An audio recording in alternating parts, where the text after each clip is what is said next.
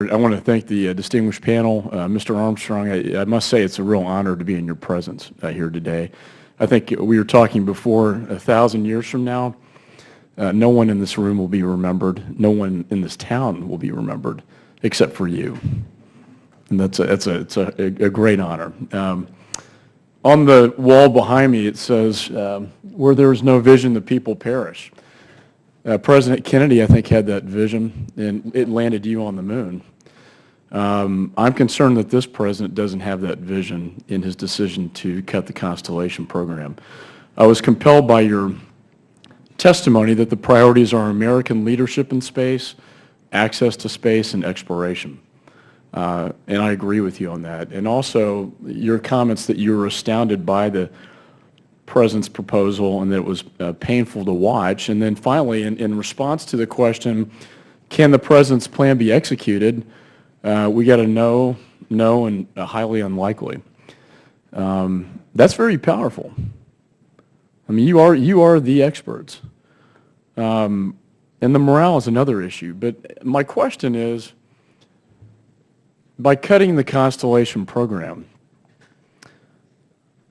what damage will that do to our superiority in space, to our national security, and the idea that we can somehow hand this off to commercial space flight, which maybe down the road could happen?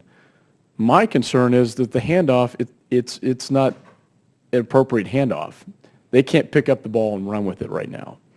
And my concern is what's going to happen is we're going to have a gap in our superiority in space, and we're going to lose to the Chinese and the Russians. And so with that, Mr. Armstrong, can you give me your thoughts on that?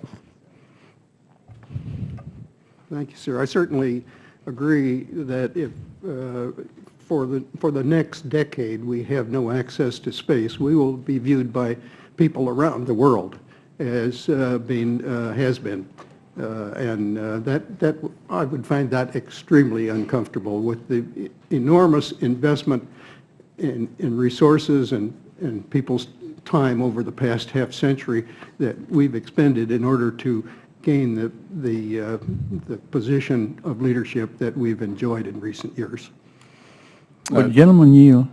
Yes. May I add something very quick to that? If we are viewed by other nations, other people around the world as being willing to abdicate our leadership in space,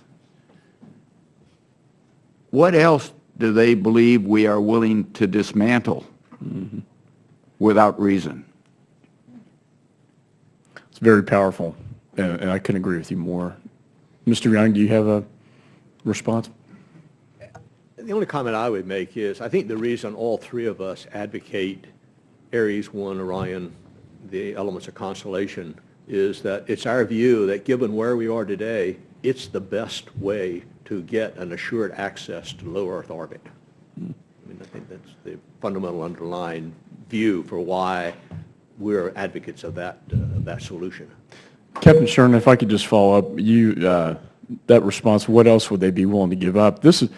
The backdrop to the space program has always been national security as well, and that's one of my main concerns with this decision by the President. Can you comment on that?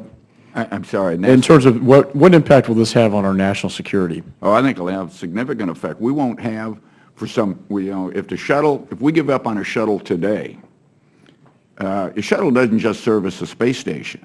It's an asset for national security. We can access probably almost anywhere in low Earth orbit we need to be to do anything we want to do: repair, recover, replace satellites. We can scientific missions like the Hubble. I think it affects our international security because we don't have access. We don't have the capability to be there when we need to be there. We are hostage, literally hostage, as I say, to other nations. And it also implies subjectively that we no longer care. We no longer, something happens in some other place in the world, don't worry about it. They don't care. They're not going to come to our rescue. They're not going to protect freedom around the world, which is something, I guess, for the last 200 some odd years we've been destined to do. So there are subjective reasons as well as a physical capability to access a plateau, above the earth, to do things that could never have been done there before from a national security point of view. Thank you, Mr. McCaul. Thank you, Madam Chair. Gentleman's time has expired. Thank you for your testimony.